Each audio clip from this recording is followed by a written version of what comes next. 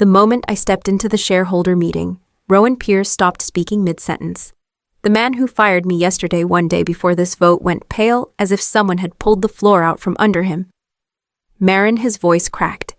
You are not supposed to be here. I closed the door behind me, steady, deliberate, the same way I had walked out of this company less than 24 hours ago. The board members turned in their seats. Some recognized me. Others blinked, unsure why a woman they had barely noticed before now stood between them and whatever Rowan had planned.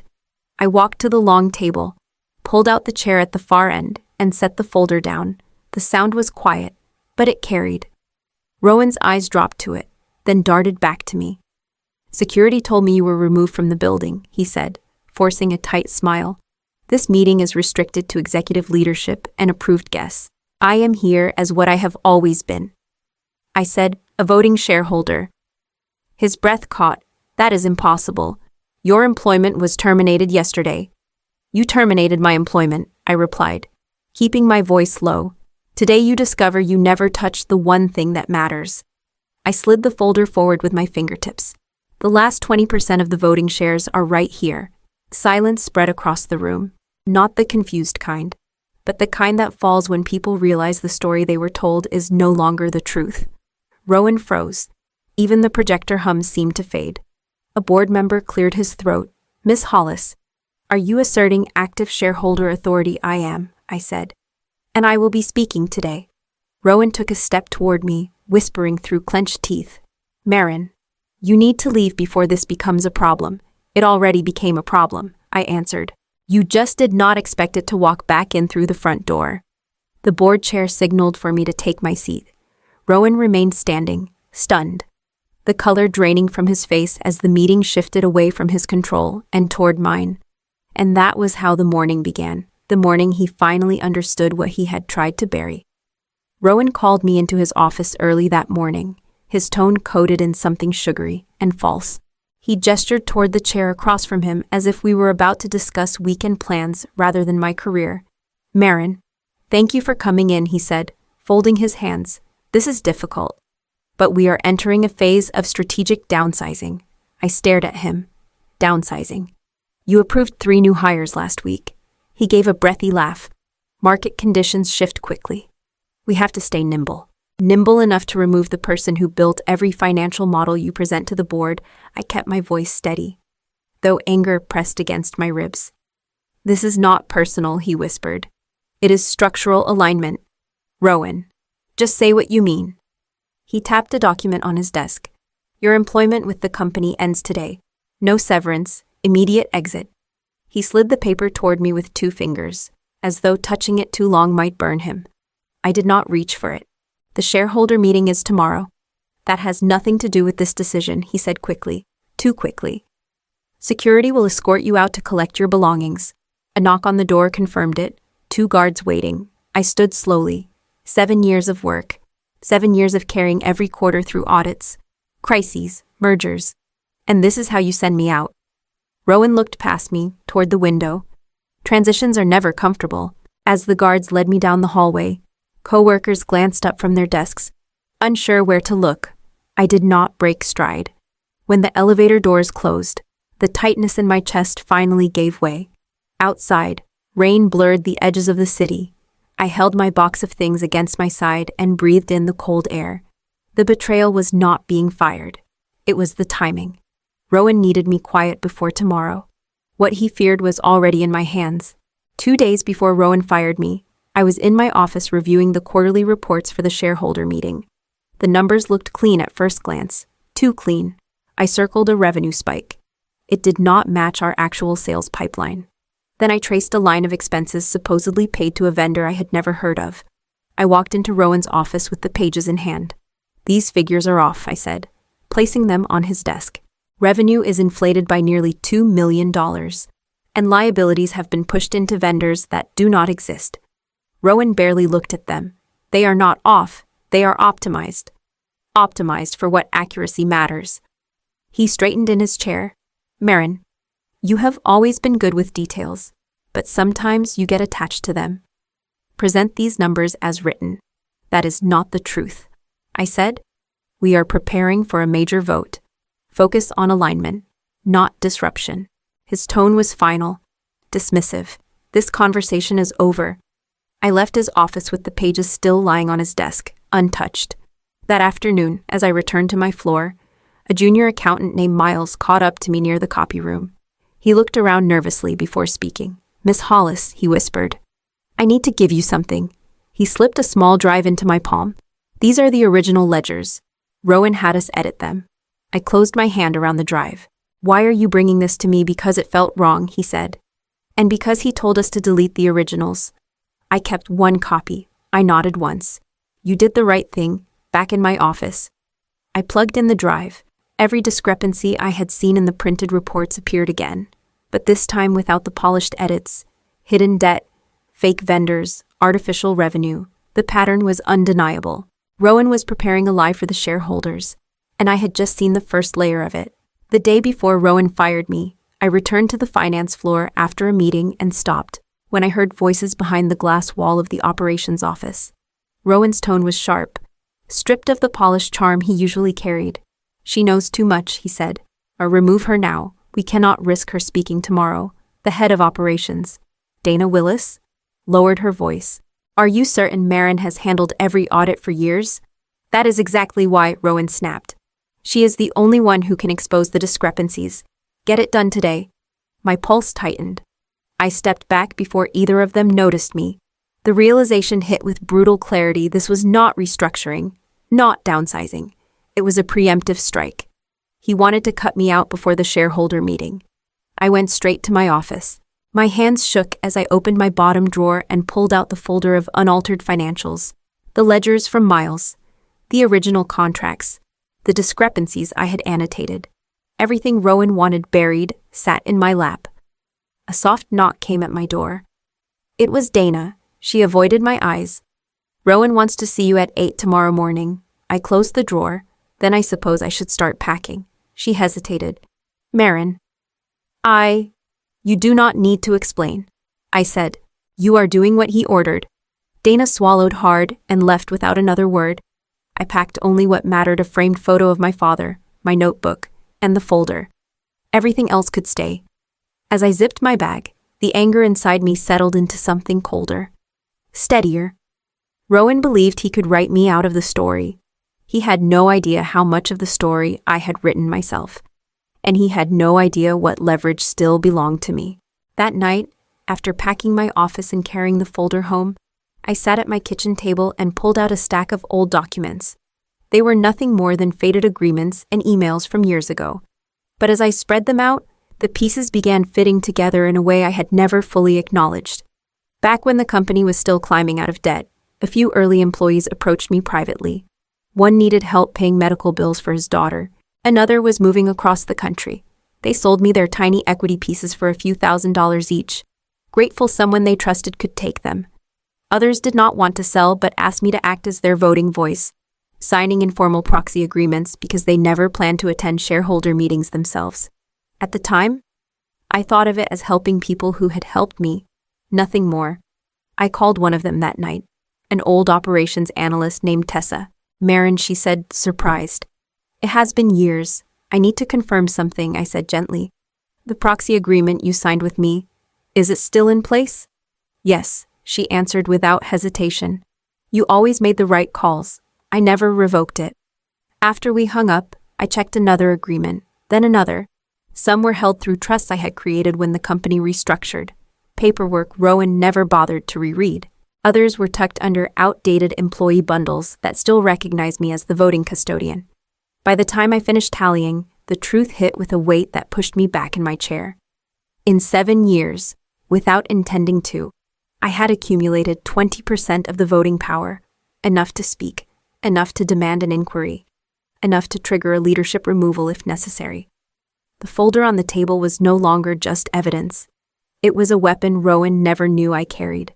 I spent the next morning on the phone, calling the people whose names sat beside old proxy agreements and faded equity notes.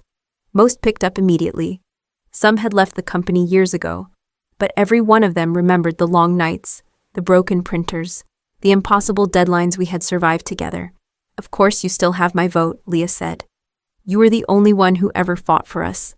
I never rescinded anything, said Marcus, now working at a nonprofit. If Rowan is doing something questionable, I trust you to handle it. A few were hesitant. One woman whispered that she had a new job and did not want trouble. I told her I understood and thanked her anyway. Not everyone can afford to stand in the path of a storm. But then I reached Eli Vargas. He answered on the second ring. Marin, I figured you might call. You received the proxy agreement years ago, I said. I need to confirm whether it still stands. Eli let out a slow breath. Rowan called me yesterday. He offered to buy the rest of my shares. Said he wanted to simplify the cap table before tomorrow. It sounded wrong. He tried to pressure you. He pushed hard, Eli said. I told him no. And yes, my proxy with you is still in place. As I collected each signature, each confirmation, the stack on my table grew thicker. The weight of it settled into my chest. Rowan had not known who held the loose ends, but he sensed someone did. And he had been circling, trying to close every gap before the meeting. By late afternoon, I drove to see a corporate attorney named Harold Gaines, an old friend of my father. He reviewed every sheet carefully. With 20%, he said, you have full authority to speak, challenge, and request a governance vote.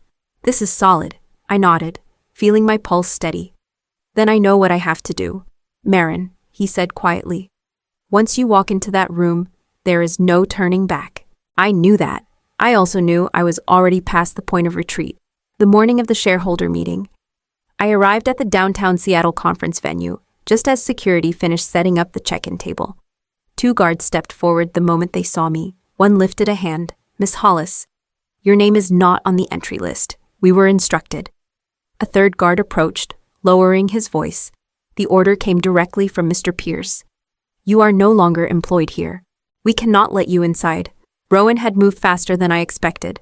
I reached into my bag, pulled out the document Harold had notarized the night before, and unfolded it slowly. I am here as a shareholder representative, I said. This grants me full legal access to the meeting. The first guard scanned the page, then looked to his supervisor. The hesitation lasted only a few seconds, but Rowan must have felt them from inside the building. Let her through, the supervisor said, finally. She has the right to enter. I walked past the table, past the line of attendees, and into the conference hall. Conversations faltered. People shifted, murmured, glanced at the folder in my arms. Rowan stood near the front, laughing with 2 investors. The moment he saw me, the laughter snapped off.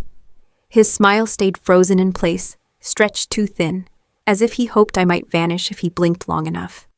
I met his eyes, said nothing, and took a seat in the back row.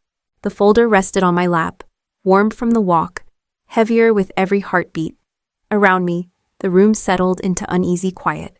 Rowan adjusted his tie, then turned back to the investors with a stiffness he could not hide. The meeting had not yet begun, but the shift in power already had. Rowan opened the meeting with a polished grin, clicking through slides that glowed with inflated figures.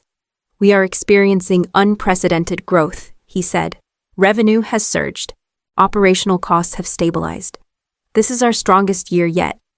A few investors nodded, though their eyes drifted toward one another with unease. They could sense the numbers were too perfect, too glossy. Rowan pressed on anyway, voice bright and confident. I rose from my seat. Chairperson Montgomery, I said, addressing the board chair. As a voting shareholder holding 20% authority, I request the floor. Rowan's head snapped toward me. Marin, sit down. You do not have standing here. I do, I answered, stepping forward, and I intend to use it. The chair looked between us, then nodded. Miss Hollis, you may speak. I placed the folder on the table and opened it. These are the original ledgers from the last 2 quarters, I said, unaudited, unedited, and unaltered. Gasps rippled as I laid out the page's hidden liabilities. Shell vendor contracts bearing the names of defunct companies. Emails from Rowan instructing staff to clean the numbers before the presentation. A major investor, Victor Lang, leaned forward. Rowan assured me these discrepancies were resolved. He said the issues were clerical. They were not clerical, I replied. They were deliberate. Victor reached for the documents. Rowan lunged for them at the same time. Those files are company property, Rowan snapped. They are evidence, Victor said. Pulling them out of his reach, he scanned the pages, jaw locking tighter with each line. "This is fraud." "No," Rowan stammered. "Those are drafts." She misunderstood. "Marin has always been dramatic." I stepped closer. "These are the versions your staff saved before you ordered them rewritten." Rowan's voice cracked. "That is a lie." Victor closed the folder slowly. "It is not a lie. Rowan, it is over." The room shifted, the air turning sharp as glass. Rowan's mask slipped, and beneath it was panic. The board chair stood slowly, her expression tight. "Given the evidence presented," she said, "I call for an immediate motion to review executive leadership." Rowan stepped forward, voice cracking. "This is unnecessary. We can resolve this internally. There is no need for seconded." Victor Lang interrupted. A murmur swept the room as the chair raised her hand. "All voting members, prepare to cast." Rowan looked around desperately, searching for allies. A few investors avoided his eyes. Others stared at the papers in front of them, stunned by the scale of his deception. The votes were counted out loud. "Against retention," the chair announced, 43%. Rowan exhaled in relief too soon. With the 20% block held by Miss Hollis, she continued. "The total against retention rises to 63%. Rowan's face drained. "Marin, do not do this," he whispered. The chair's voice cut through him. "Rowan Pierce is hereby removed as Chief Executive Officer pending full investigation, effective immediately." Several board members stood to form a temporary committee. One of them approached me. "Miss Hollis, we would like you to serve as audit lead during the transition. You are the only one who understands the full scope of this." I nodded once. "I will do what is necessary." As the room emptied, Rowan approached me, shoulders sagging. "Marin, listen, I made mistakes. But exposing all of this will crush the company. You could help me limit the fallout." I met his eyes. "You were not protecting the company. You were protecting yourself." He opened his mouth, then closed it again, as if the truth had finally cornered him. Security waited by the door. He walked toward them without another word. The boardroom felt smaller, quieter. But the damage he caused was still unfolding, and now it was mine to confront. Rowan was still protesting when security took him by the arm. The board chair motioned for the remaining investors to stay seated as the doors closed behind him. The room exhaled, as if the air itself had been held captive. "Miss Hollis," Chairperson Montgomery said, "we ask that you remain for a private session." I stepped back to the table. Victor Lang leaned forward. "We could appoint you interim chief executive officer." "You have the trust block, the experience, no," I said softly but firmly. "Replacing Rowan with another singular authority is not what the company needs." Montgomery studied me. "What do you propose? A restructuring grounded in transparency?" I said. "Independent audits, open reporting, protections for employees who raise concerns. If we rebuild anything, it has to be with integrity, not fear." There was a brief silence before Montgomery nodded. "I support that, and I believe the board will as well." Victor tapped the file of evidence. "The State Financial Oversight Board will need these documents. Rowan's actions qualify for sanctions. I have already prepared the packets," I replied. "Send everything, let them decide what consequences follow." Montgomery offered a small, tired smile. "You walked in this morning with 20% voting power. You are leaving with something far more valuable." I gathered my folder. "I am leaving with the company finally facing the truth." Outside, the Seattle afternoon was bright enough to sting my eyes. People passed on the sidewalk unaware of the storm that had shifted inside those walls. I breathed in the cool air, the weight in my chest easing for the first time in days. I had not returned to claim a title. I had returned to make sure the truth had a voice. Some men believe that firing a woman erases her. But power is not held in a job title. It is held in the truth you are willing to bring into the room.